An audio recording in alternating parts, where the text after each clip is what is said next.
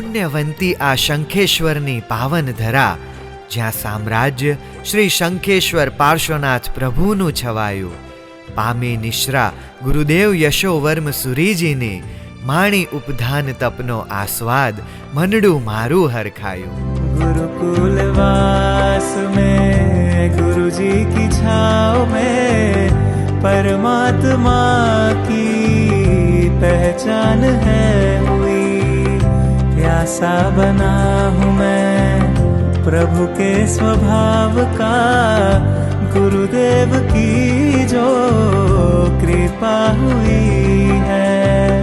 रागी रहा था मैं तो पूरे जीवन में, खो ही गया था मैं तो इस भववन में.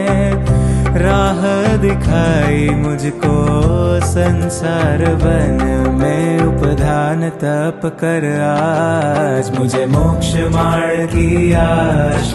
उपधान तप कर आज मुझे खुद की है तलाश.